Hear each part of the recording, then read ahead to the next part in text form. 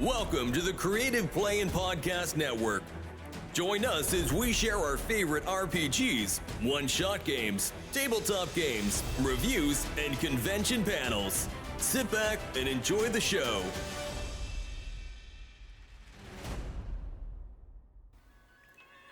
Hi, this is Kelly, aka Trixie from Ragnarok and Roll, assigned to Ragnarok Story, and Tilda Wimblewick from D&D Journey of the 5th Edition.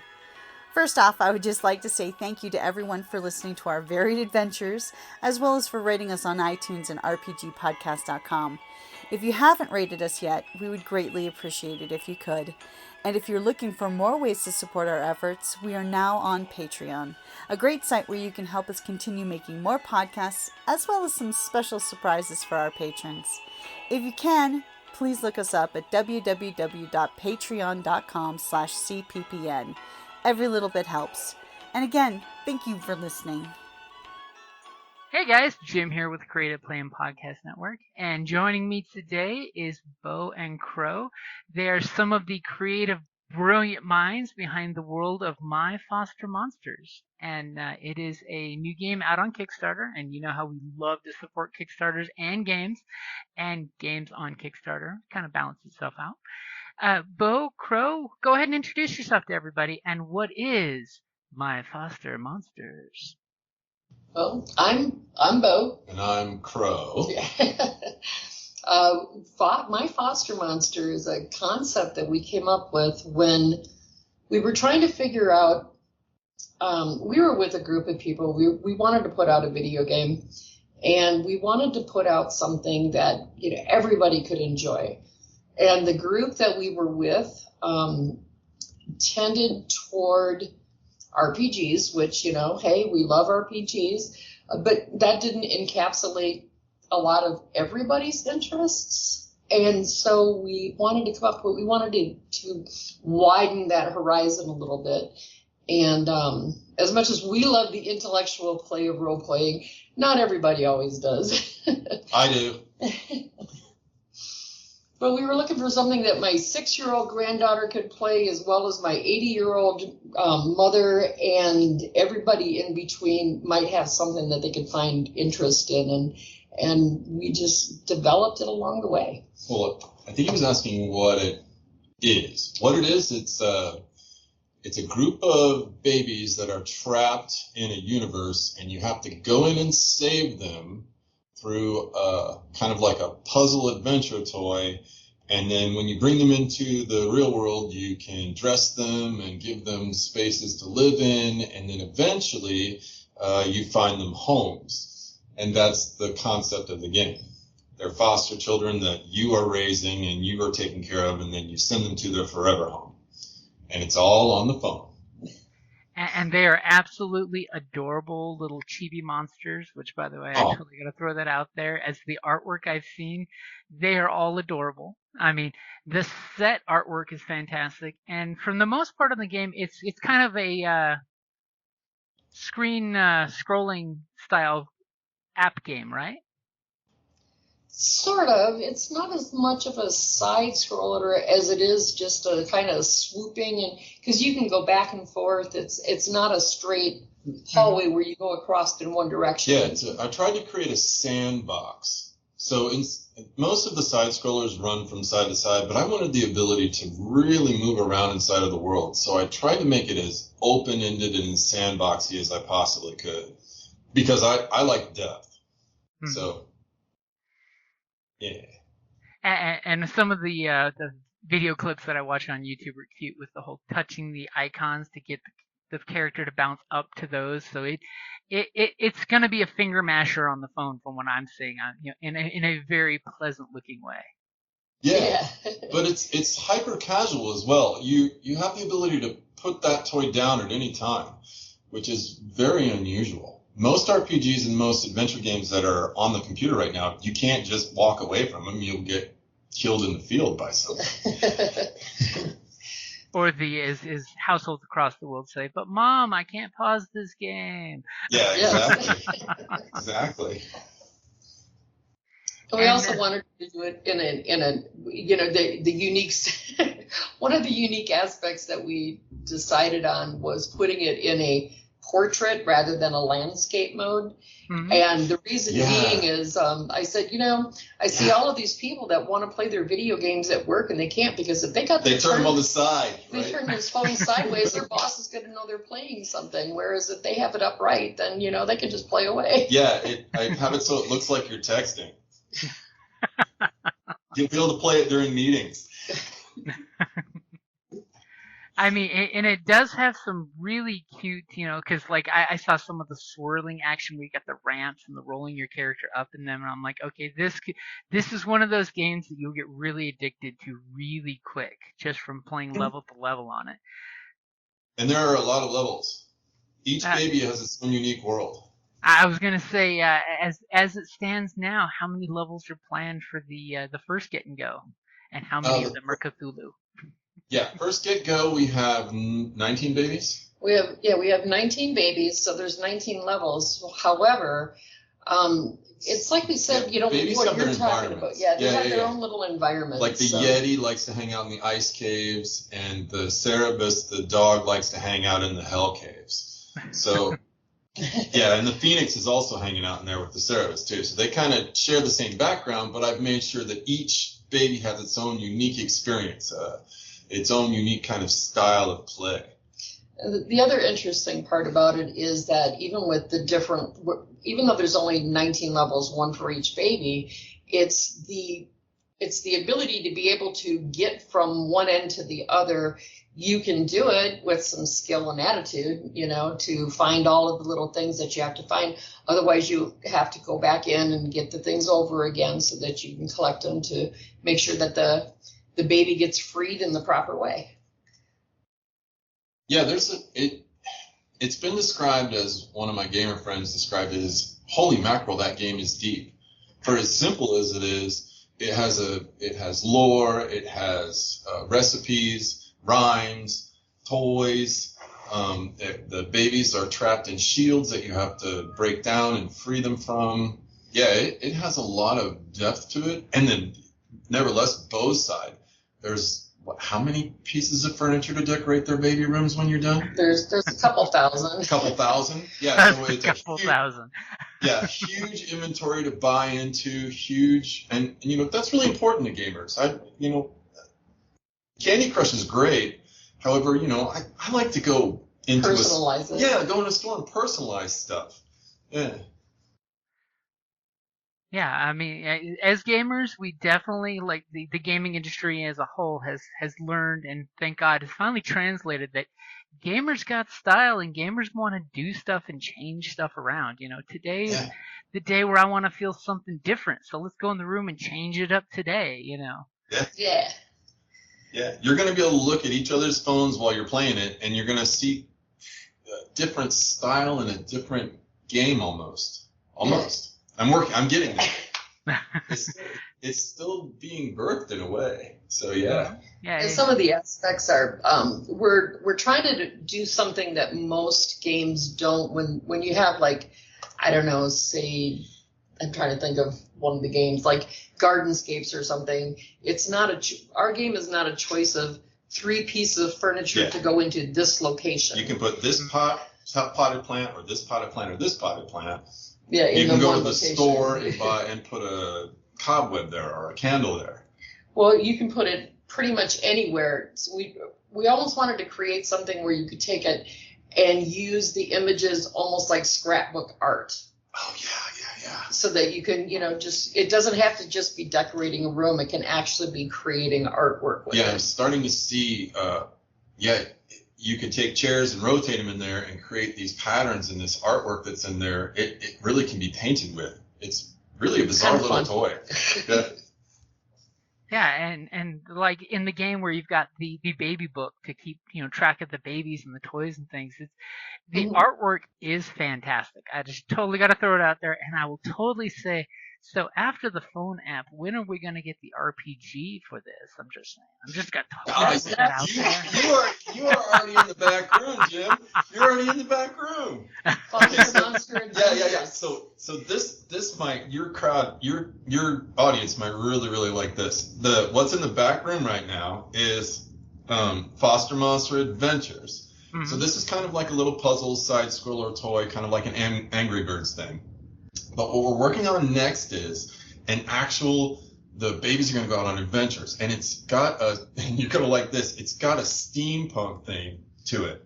So you're going to be able to wander around and go out in the fields and go into towns and wander around in streets. So you can take your babies on adventures. There's going to be quests and things to do. That kind of requires a team, though, and it's just the two of us. I'm going to need a little bit more help before I can make that bad boy. True, that I understand, because that's a bigger aspect of a project. Yeah, but I mean, you totally hit the nail on the head. That's exactly what. It's either that or Foster Monster go-karts. The collectible card game, and the RPG can go together quite well too. I'm just saying, Yeah, that's true. The card game. I've actually been looking at, this is my side of things. I've actually been looking at card design and things like that, and pushing some things out to our artists so that we can poke at them. So yeah, you're making me think now. You want to make a card game too? Yeah. Okay. I'm a busy boy, Jim. I'm a busy I will boy. throw suggestions at you all day long. If the artwork does scream for something that you can hold in your hand and not just on the phone, I agree. Mm-hmm. Yeah, like a paper. I guess paper is still kind of popular, isn't it? Mm-hmm. Like books and paper and Some stuff. Some folks still like the dead tree. I'm just saying, Yeah. Yeah. Oh, I was playing Magic the Gathering with original alphas. So, I mean, I was playing that thing like crazy when it first came out. I hear you then. Like we used to always say, it was crack for gamers back when it first came out. Oh, yeah. Yeah, you go buy like 2 or 3 packs with your friends, and we were actually gambling away the cards. Yeah. I lost a Mox Pearl one day in a fight, and I was like, oh! Because that's what folks do. We find a way to make the game even have more feeling in case you win or lose. Card game. Yeah. I got my Magic the Gathering when my boys got old enough to start playing themselves. I actually took my whole collection and divided it up into the commons, the rares, the uncommons, and they each got to draw cards, and they split up Mom's whole collection that way. I sold my entire stack for a case of beer. I was like, I'm done playing this. And I mean, it was about a 2-foot stack of alphas, and I sold it to my roommate for a case of beer. Wow. He turned around and sold it for like $3,000 and bought a car.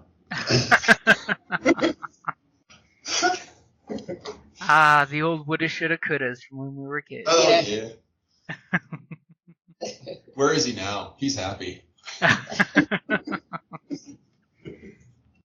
So, of course, once the Kickstarters, hit its goal and the game is hopefully out by Halloween, because that is a awesome release time for, I'm totally thinking awesome release party for that to go with it. Just saying, wink, wink, nudge, nudge. Right. Okay. So it's going to be out for both Android and iPhones, right? Yes. Yeah. Yes. We're shooting for both markets because, it's important to cross the... We picked a platform. We picked Unity, and Unity cross platforms really solid to both of those formats. Oh, that's nice. Yeah. Yeah, we're hoping we would like to do it by Halloween. If we could get the Kickstarter, if that funds out by the end of it, we could do it by Halloween. Otherwise, we might have to wait till more of like a Christmas release. Yeah, we're not going to quit. We're not going to quit.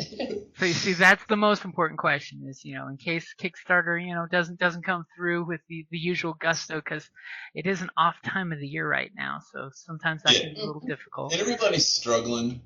Finances are tough. Everything's kind of rough. I get it. The Kickstarter allows us to get it out a little bit faster.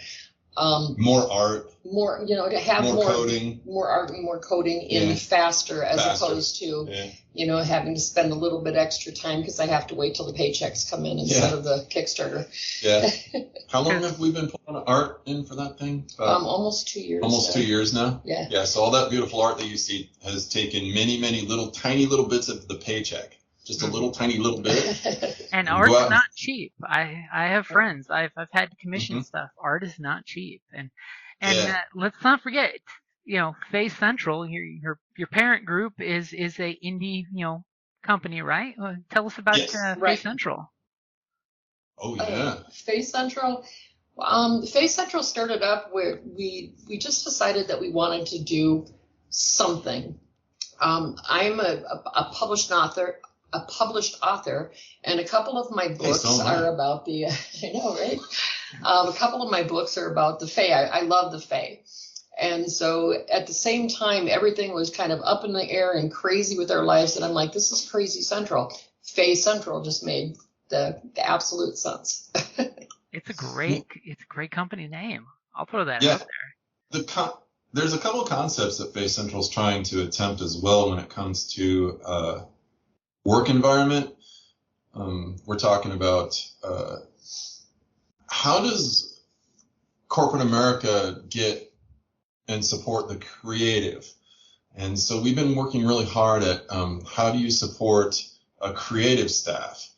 And that's a very different monster, so to speak, or a needle to thread. Creative people in the corporate environment have a really rough time sitting at their desk for 40 hours a week. Right.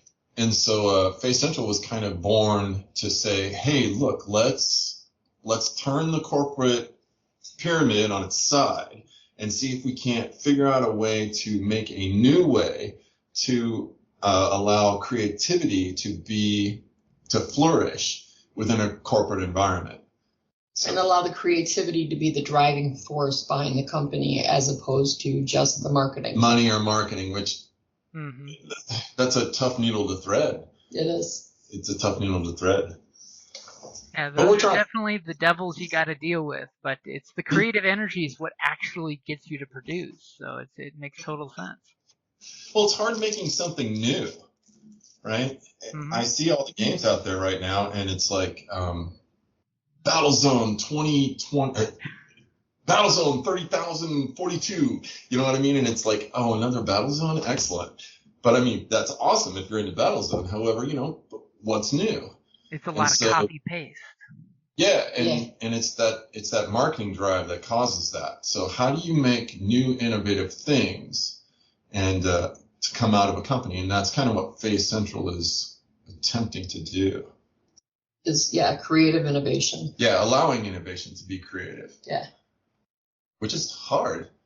It's very hard. Because what happens if Foster Monster truly succeeds? Does that mean I sit at my desk and do Foster Monster for the rest of my life? No. No? See, that's why she's my boss. It's awesome. You're a great boss. Go make go-karts, Crow. Yeah, go-karts. It's nice when the boss says, no, go take some time to yourself. Come back to the project when you're refreshed, because that does help the creative energy. Sci-fi or something. Yeah. Which those are in the works too, but Oh yeah, the back room is very. Oh Jim, I wish I could really let you back into it. There's some really neat stuff in there. Yeah, it's all in the works and on the secret board. Too much. On the secret board, yeah. It's always good to have plenty of things in the winds, but making sure it's slowly that cloud is becoming something firmly shaped, but totally kept secret. Because in this day and age, keep your secrets close. Yep. Oh, I don't know. Keep your foster monsters close. Share on the podcast. Why not?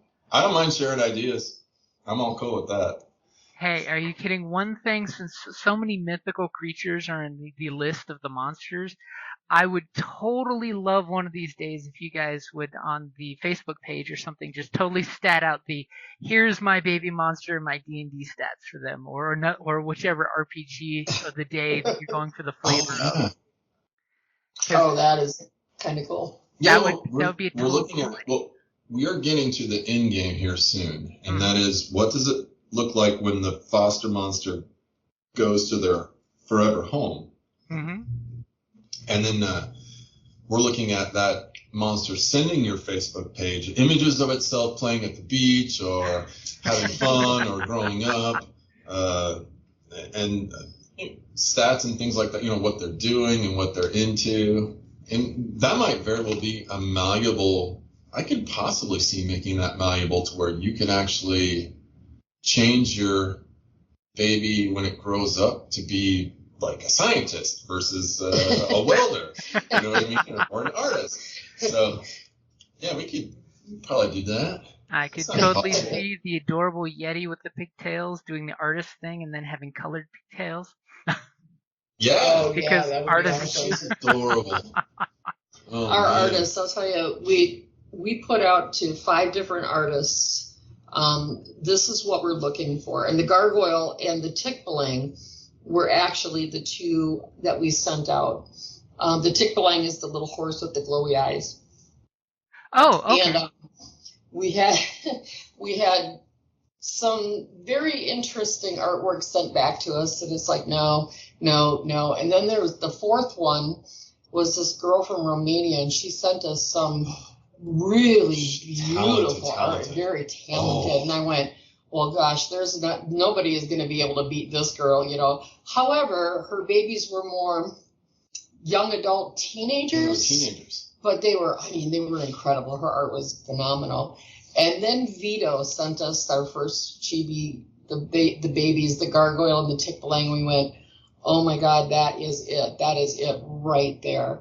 And yeah, so it was pretty. Although, if we do take them into teenage years, we know who we're going to talk to. Yeah, we have an artist lined up for that. They're the actual time progression. So you did mention Vito. He's your artist from Brazil, right? Yes, yes. Yeah. Did you want to go ahead and name drop some of your teams so that way everybody can share a little in the accolades? Yeah. Who is he Absolutely. on Fiverr? He's Dollmaker. Dollmaker on Fiverr. His name is Vito DeVille, and he's a young artist, hungry. He's just absolutely amazing, and he gets so excited with every foster monster delivery. He's excited. He's as excited to deliver to us as we are to see it. He calls me Miss Boo. Yeah, his English is not very good. I think he's using a translator, but I mean that's the modern age. Yeah, he's really amazing. He's been incredible throughout this whole process. He's never let us down. And to be perfectly honest, his artwork just keeps improving and improving. It's like, oh my goodness. Yeah. It's really incredible. And then we have, we just started working with Nick, who's from Greece. His name is Nick Somas, and he is a game tutor, I think, on Fiverr. He's game tutor on Fiverr, yeah.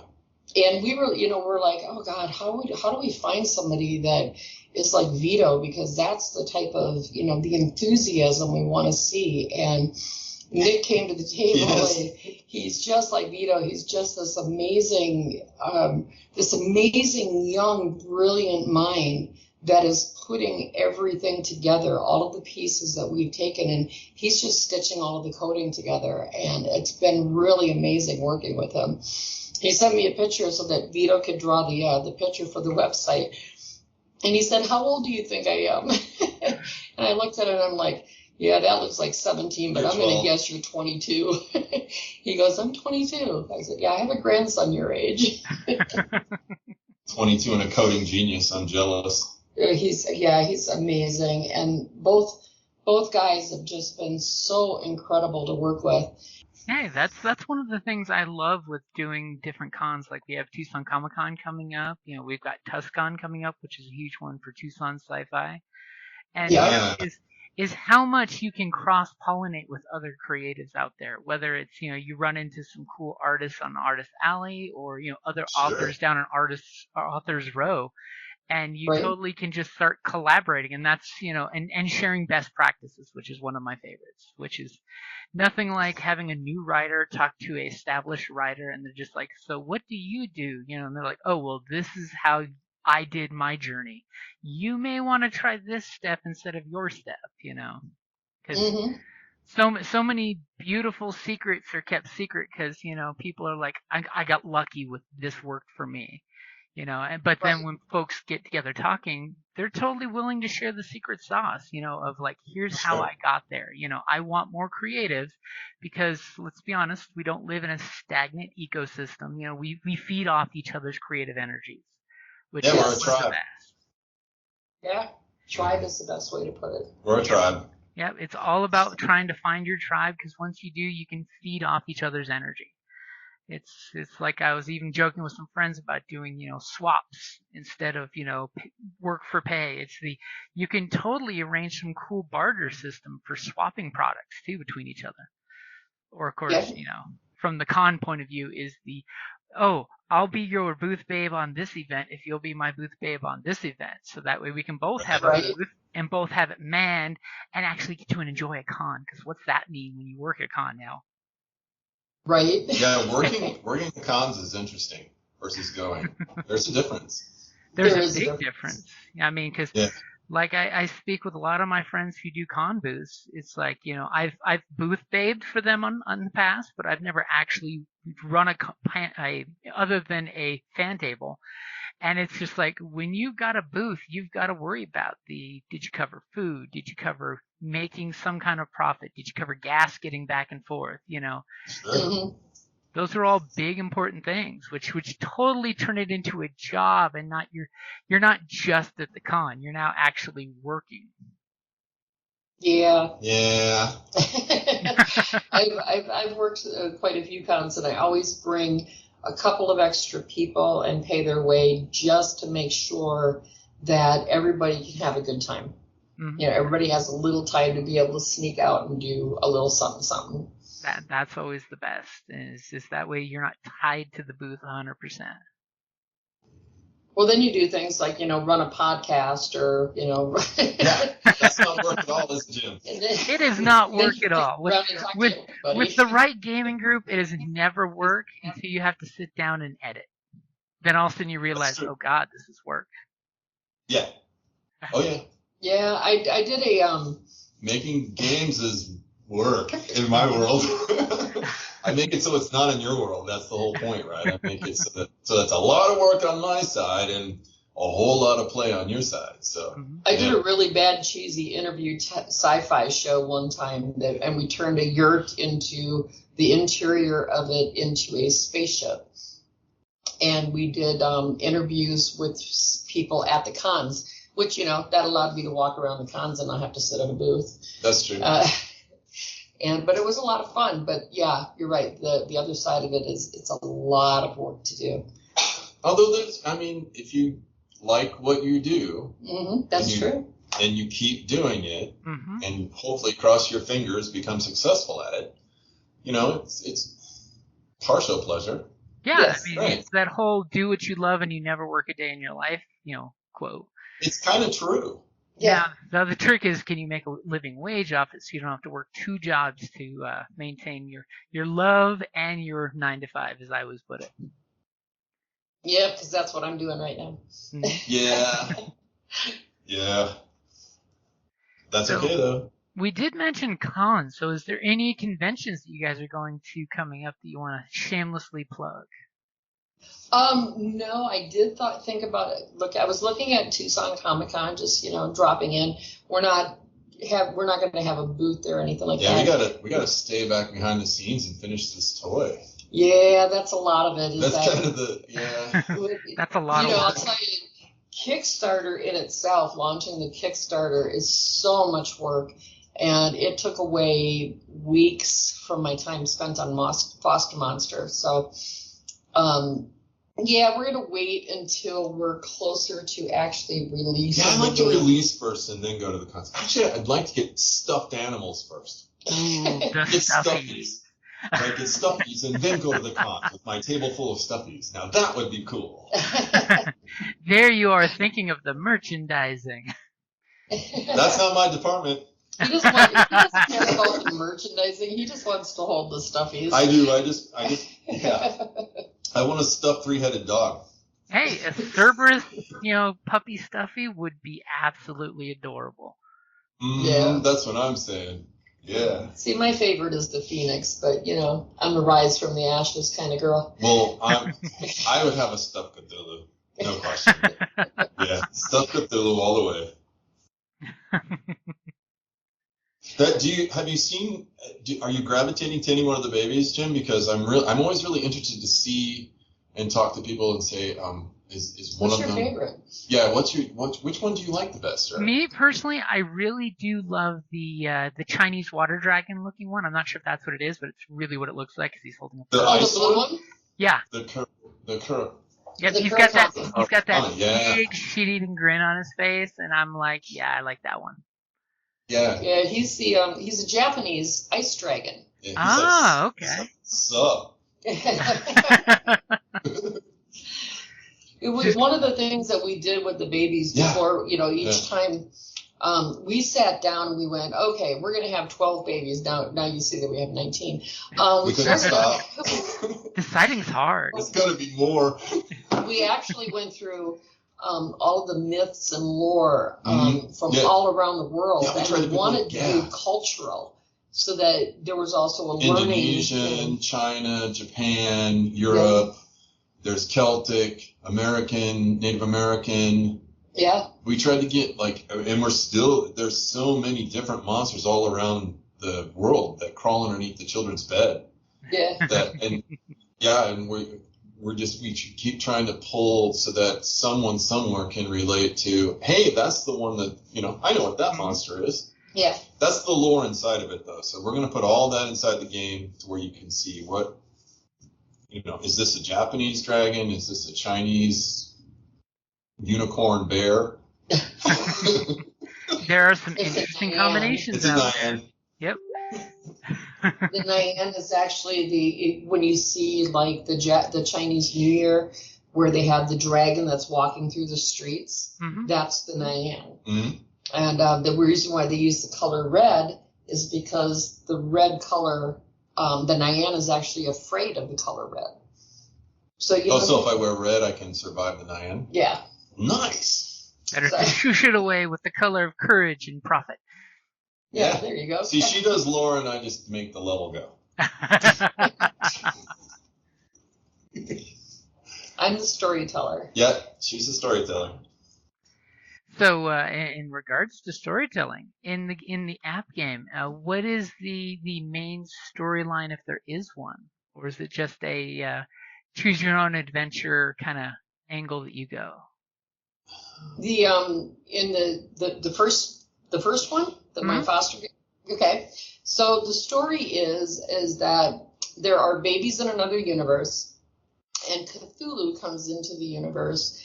And, Cthulhu is the monster of madness and chaos, and he kind of splits a rift, and all the babies get caught, and they need to be rescued out of the rift. And so you're pulling them out of the dimensional rift that Cthulhu took them into your own world so that they can be taken care of, because now they need a home. Oh, just like Cthulhu. Any baby foster kitty out there. Aww. Yeah, the original concept was very interesting for Foster Monster. It was originally a joke. Yeah, Crow had made a joke one time about, I think we need to, if you want to draw girls to a game, then we need to do something like, put a bow on a list. So yeah, what does a box of baby orcs look like that you have to take care of and milk, right? And so, for all you diehard gamers out there, consider baby liches in a box, right? Little bone creatures running around and escaping and causing and poking people and draining their life, and that was the original concept. And then it got much softened, but the original concept was very Tamagotchi too. Yeah, very Tamagotchi. Tamagotchi, if you know what those are. Mm-hmm. Yep. So yeah, it was. But we realized that the complexity of the Tamagotchi and the specificness of it just wouldn't reach a very wide audience. So we wanted to keep some of that element in there, but we wanted to make it much more accessible to everyone to enjoy. And then we. Go ahead. Sorry. Oh no, go ahead. I was going to say, then we spent some time with my my son and my daughter-in-law over in California. Oh, the inspiration. And that was the actual inspiration, is because Random and Chandra, they foster baby kitties. Yeah. Aww. You would see like 10 kitties come in, and then they would lose a couple, and then they would nurse 8 of them and then get them to forever homes. We were like, oh, look at that. That softer side really came into the game from spending the time with them. Aww. And I was totally going to say, and the foster monsters are way cuter than any Tamagotchi ever was. I'm just going to throw that out there. Yeah, I agree. Vito does an amazing job. Although I'm still a diehard gamer, JM. I'm still like wanting to make monsters in your card game, right? That has tactics and all. But I'm keeping my cool and making something that is. Well, the card game is something that I'd been thinking about that I hadn't shared a lot with Crow yet, because I know that. So Crow has developed like 120 plus games that are not, the ones that we're dealing with right now. You have a board game designer. He's a board game designer. Oh, awesome. And so actually to create something like the card game or something like that. That's right up my alley. That's right up my alley. Please, get me out from behind the computer. I'm tired of staring at a screen. Let me make something in a box or in a pack that you can touch. Let's roll some dice. Yeah, so that was something I was going to throw at him coming up soon. See, tore my secret from me. Oh, you're tormenting me. I have to get back behind the computer screen again. And on the plus side, as an IP, I mean, the more artwork you get for it, that's more artwork for the card game. Totally going to have it in there. The synergy is already starting. I can hear it. Yeah, it's crazy. And having the new babies, the new outfits, that are coming out right now are just amazing. Yeah, we're still fleshing out Pardon me. Yeah, we're still fleshing out the kids. So we're getting them so you can dress them all up. See, that's Have you seen any of the outfits on the Kickstarter page? I've seen the Kickstarter page, so I see like the gargoyle with the leather, with the spikes, chain. With the mohawk, yeah. Yep. The mohawk. Well, if you look into there's the updates page. There's a little tab that's updates. Mm-hmm. I've actually been posting some of the new artwork that's coming up for the baby monsters, and each of them, steampunk is close to my heart. So each one of them getting a steampunk outfit, which is really interesting. When you said you have a steampunk podcast, I was like, oh man. I totally see the one you're talking about with the gargoyle with this cute little top hat and he's got his goggles on there and a little monocle. Yeah. The Naga is the one that's coming out next. And again, we're talking cultural too. Yeah. It's the first girl that we're getting dressed, but her outfit is going to be absolutely adorable, knowing Vito. But the other thing is that since she is it's like Christmas also every Sunday, a Hindu preacher, she's going to be dressed in Hindi garb, just like you see the Djinn. He's actually wearing Arabic garb, So we're trying to get that cultural aspect in there, even with one of the baby outfits for each of them. Mm-hmm. Yeah. And the total new age with the cool glasses that the genie's got too. Oh yeah. Well, that's just Vito being Vito. We just give him a broad brush to paint with, and he comes up with all these really, really great. Well, for that one, I actually told him. I said, "Oh, you did?" Yeah, I said, "Why don't you take a look at Burning Man for a minute?" Yeah. And so that's what he created. I miss Burning Man. Doesn't exist anymore, I don't think. Yeah, it's funny seeing the genie go from a Kaftan and vest and fez to, oh, check it out, down at the very bottom, he's got another top hat with gears on it and cool gadgets on his belt. Yeah. I think the Naga clothes will be coming in today, and so I'll probably be posting them later on today or tomorrow. So that'll be a lot of fun. Mm-hmm. You're already seeing adventures, though. Those belts and those gears will do stuff. Ah, so the actual mechanical uses, which I like. Oh yeah, I'm a mechanic by nature. I'm a gamer. I like mechanics. Yep. So As yeah. the steampunk community, we say don't just glue some gears on it and call it steampunk. Make those gears turn. Yeah, Yeah. make them do something.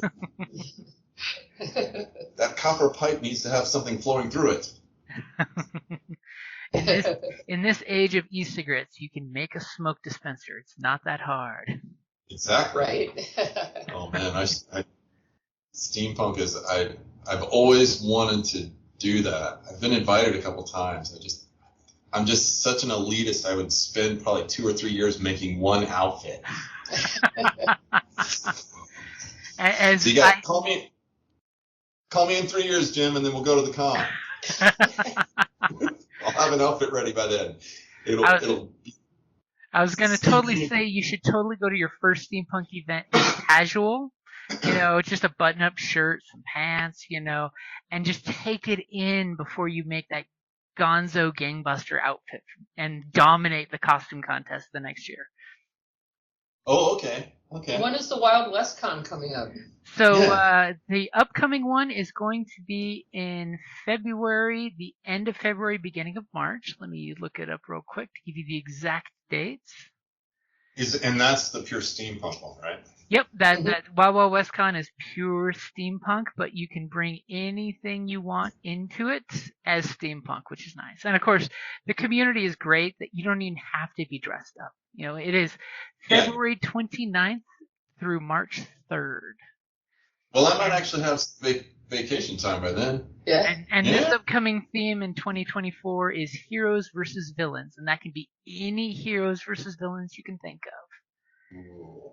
As I've joked with friends when we've done our go out to eat late night planning sessions, and I'm joking with them, it's like, guys, it doesn't have to be superhero versus supervillains, steampunk style. It could totally be Sherlock Holmes versus Moriarty, heroes and villains. Think the pulp heroes and villains, you don't have to go modern and crazy. You can just go super subtle with it. And as my wife was joked, she's totally already planned one of her days as a suffragette. And I've totally teased her because those of you who know the suffragette movement, for the ladies and most progressive gents, they were heroes. But for the establishment, they were villains. Exactly. So that was the women's movement. That was women with the right to vote. Women, Women are human beings. Oh, come on. Okay, yeah. Yep. So of course that's why I said the progressive gents, that were supporting of their wives and sisters and mothers for the suffragette movement, because some of the establishment was against the whole ideal, but thankfully the suffragettes won out in the end, and they became heroes, and for some people, villains. Yeah, I think they were. I think they are. Yep. I just didn't realize they had a specific term. Yeah. Yeah. Yep. All these terms nowadays, That's an old term. Baby. I know. Okay, yeah, I'm a guy. Yeah, okay, my bad. All those new terms from the 1870s. All those new terms from the 70s and 60s and 50s. Yeah, okay. But yeah, it's steampunk is great because anything can be steampunk. And it's, for the most part, as communities go, steampunk community is very open and accepting to all ideals, cultures, backgrounds, So that's one thing I personally love with Wild Wild West Con and the steampunk, genre is, it's your brown's not brown enough is never said in steampunk. If you get that reference to another organization where certain things have to be like perfect or they have to be shunned. I have no idea what you're talking about. What? Yeah. I heard that giggle.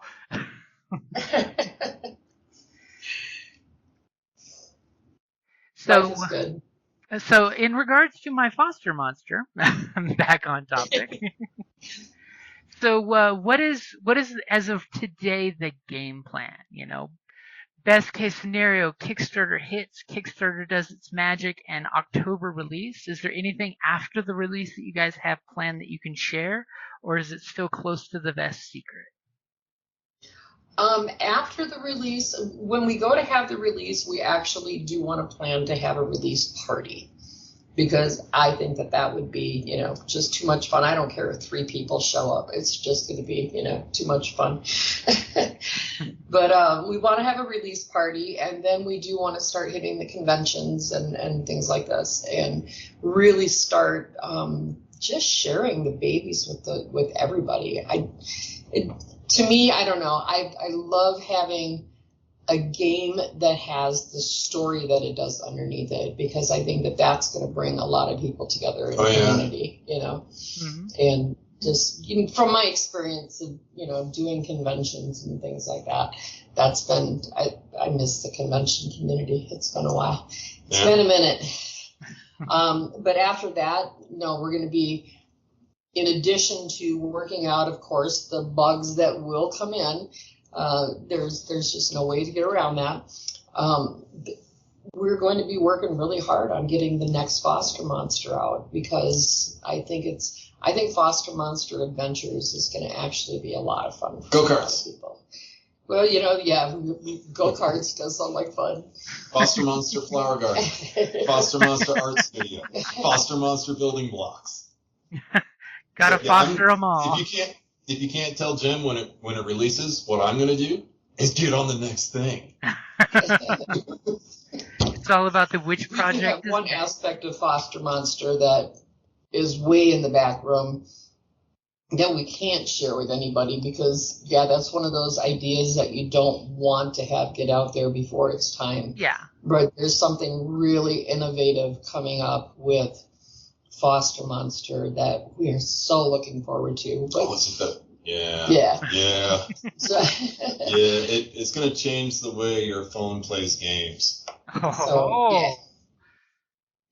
You're talking not just like a different type of toy, like, I've made a new version of Angry Birds. You're talking about your phone doing something that hasn't done yet. Awesome. So we're still working out the details on that. That's going to require a bit of a team. Yeah, I got to get the ball rolling before I can get on that one. I can't solo that thing. That's an R&D project. Yes. Yeah, we're really excited about it, though, and hopefully within the next couple of years. Within the next couple of years, you'll be hearing about it. We'll hit you up. Well, hopefully you'll be able to play it in a couple of years. Well, we're going to start doing the marketing before you actually get to play. Oh, marketing. Marketing is hard. I will throw that out there. Just let me design a card game. Leave me alone. So everybody says, I don't want to do marketing. I said, that's okay. I don't want you to do marketing either. Yeah, exactly. Stay the hell out of my department. Marketing is hard, and making things is at least, you achieve something tangible. Yes. Get back in R&D where you belong. Yeah. Back in your closet. He actually has a brilliant mind to make these things happen, so it's really exciting. We work well as a team together. When we're not, fighting like cats and dogs. There's been some screaming over Foster Monster to get it made. No, you can't make the babies do that. Oh, yeah. Or should I say fighting like Cerberus and Kitsune? Yeah. Well, with all good art comes passion, so there must be something there. Got to be something to keep the light burning, Mm-hmm. Yeah. Just try not to yell at each other too much. No, we actually work well as a team. Totally. We've had some successes together. We've co-authored some books together. We co-authored one as a ghostwriter, and it shot to number 3 on Amazon. Nice. I can't tell you what it is because we ghostwrote it for someone else, but together as a couple, we hit number 3. That's awesome. So earlier, Bo mentioned books, and Crow, you're mentioning them now, so I'll totally say, is there any books you'd like to shamelessly plug?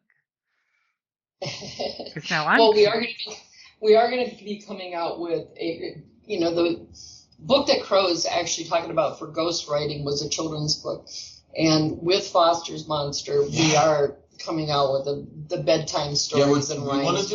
We want to do an audio lullaby book. Yeah. For little babies or little kids. Mm-hmm. So maybe something that has imagery, but mostly rhymes and stories and the babies being friends and getting over troubles and being scared and getting over fears and things like that. So yeah, we're definitely going to pump out I would shamelessly plug my own books, except for that. Yeah. One of the things is I haven't finished writing this series of books, and I don't want to disappoint. If you want to anybody. look her up, you can look her up. But yeah, I really want to make a children's book that's foster monster, because the video game only represents so much, right? You're running around. There's scrolling. There's things. There's decorations. There's stuff. But the story itself can be pulled out and turned into this really wonderful fantasy children's book. Yeah. It really can be. It could be for children and adults, but yeah.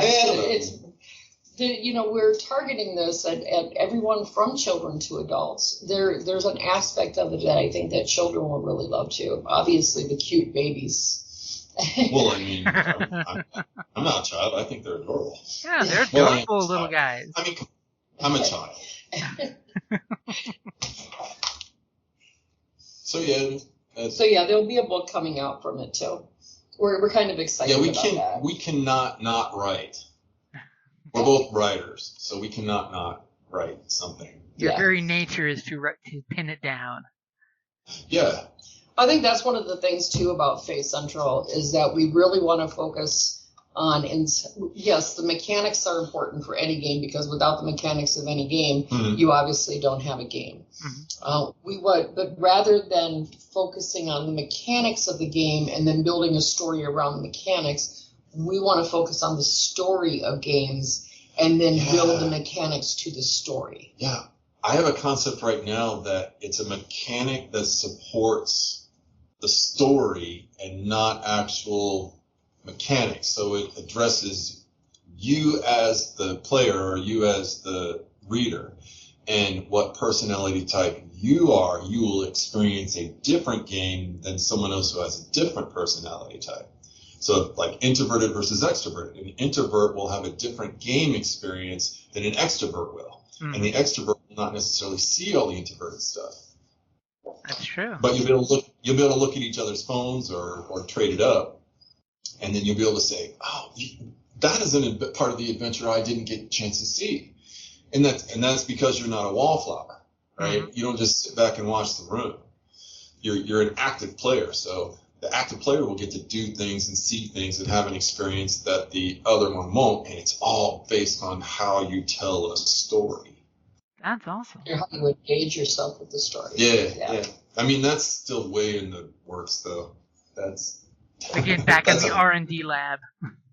Yeah, it's a weird mechanic because it's not anything traditional. Because once you apply like strength and intelligence and wisdom to things like that and start rolling dice, the story drives off of that. And this has to remove that from it and let the story drive, which is really bizarre. Without becoming a visual novel. Or anything else. It won't be like anything else. Yeah. It just won't be like anything else.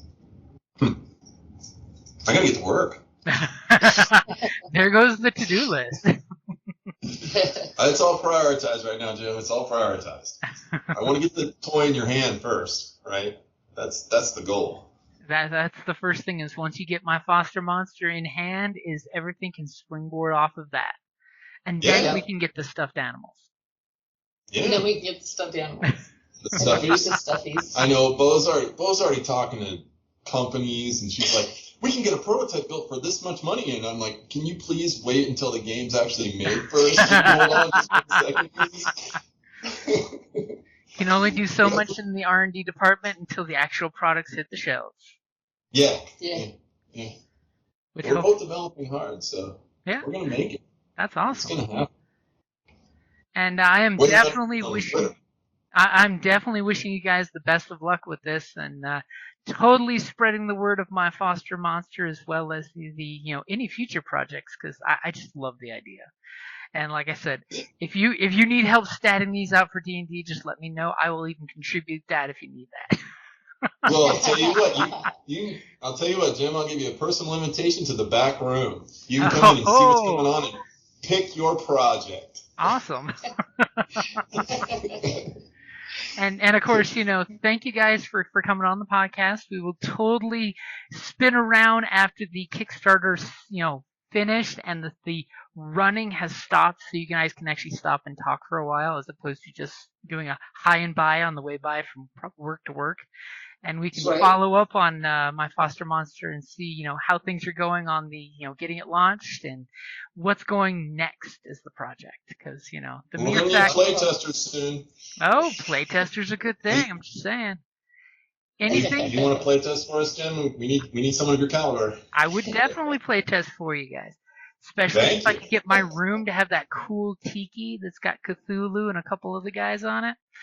Oh, that's in game. You're gonna have to work at the game pretty hard to get to that. I noticed that you gravitated towards the best in the game. I mean, just looking at that one cool picture of your room where it's got the tiki and the bookshelves and the little, I'm not sure if it's a demon rat or a demon dog curled up on the floor there. Yeah, all that's interchangeable and move around, and you can swap it all out. Super crunchy coolness. I'm just saying. Yeah, I want to play it. I mean, I know I want to play it. I know I'm pretty much, gonna, flash it to the wife, and she's gonna be, ooh, chibis, I want to play. Because she's already seen some of the pictures, and she's like, animals. What is that? And I'm like, I can't tell you yet.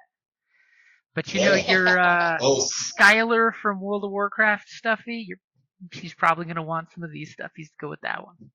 Sure. Oh, she has a World of Warcraft stuffy? That's awesome. She has the wyvern. The wyvern when they came out with those. She was super quick to put that on the I want list. Wow. What a time sink. I used to play a lot of World of Warcraft. Now I play a lot of Minecraft because it's the only way I get to see my grandchildren. That and I can put it down, right? World of Warcraft's hard to put down. Yeah. It's hard to just say, hey, okay, pause. I mean, granted, when you're running a bunch of RPG games, the clock says it's time to log on to Genesis or to log on to D&D or to log. That's the way that I pull off a WoW. Right. Absolutely. Wonderful. Well, thank you for having us on, Jim. We really enjoyed chatting with you. It was great getting to hang out with you guys, and I will get this edited and posted as soon as possible with all the links you guys got. And some of the teaser artwork, so I can throw it out there because your art is fantastic. I mean, so many cute little chibi guys. Yeah. I'm totally looking at this, wondering which one would Kelly want if there was a chibi version of a stuffy, and I'm thinking, it might be Cerberus. It might be Cerberus that she'd want, or the Yeti girl. That Yeti girl is just adorable. Yep. Or you could just collect them all. There is that. There is the just get your top 19 list because there's 19 levels and 19 monsters to go. Yeah, and when we make adventures, there's plans on another 20. So one last question I do have is, I'm wondering which one is the guy with the skull face? Is that a Wendigo? That's a Wendigo, yeah. It is a Wendigo. I guessed correctly. Lives in the woods. Okay, because I was looking at that. It's a she. It's a female Wendigo. Because I was totally, I'm like, that's the only one I can't quite place unless it's a Wendigo from the, Eastern, style, which that totally works. Yeah. You got a great eye. Well, thank you. I guessed correctly. Yep, that's the Wendigo. That's she's one of my favorites. He really did a good job. I like her a lot. But I like the Tick-Balang too. The Tick-Balang is he's adorable. There's not a single one I don't enjoy designing their levels for. Let's be honest. Yeah. It's like, I get to hang out with the Wendigo in the forest today. As long as it's a cute chibi Wendigo and not the scary kind. Right, exactly. Yeah. Exactly. Well, that's why you gotta foster them so they don't grow up to be scary. There you go. It's all about nature versus nurture. If you leave them out of nature, bad things gonna happen. Ooh, I like that. Yep, nature versus nurture. I like that a lot. Yep. Yeah. There's a tagline for the character development: nature versus nurture. Yeah, that's really good. Yeah. Alrighty, Bo and Crow, thank you for joining me, and again, best of luck, all of the good juju coming out, and hopefully also to see you guys at Wild Wild West Con or one of the other cons happening. Just gonna totally throw that one out there. If you can make it, we have to plan a hang when you come out. Yeah, we'll meet in person. We'll absolutely do that. If we're going to head out there, we will definitely shoot you a note and say, hey, we're going to be there. Yeah. And totally let us know when the launch party is. Not that we won't know from Kickstarter, but totally let us know so we can make sure we can pencil that in and not have a game scheduled at the exact same time. That sounds great. Because that's unfortunately my life when it comes to events. Gotcha. Okay, Alrighty, Jim, guys. thank you so much. We really enjoyed being here and nice love talking to sharing. you. Yeah. Hey, thank you Thanks guys for listening. Thanks you guys for creating something awesome. And for everybody listening, like always, thank you for listening. And you guys have a great weekend. And just wait till you get to check out the My Foster Monsters because they are adorable. And do you guys have a YouTube channel? Because I know on Kickstarter, it's at kickstarter.com/project/fae central/my-foster-monster/ description page, or just my-foster-monster for the Kickstarter page. But do you have any of your social medias you want to drop on us?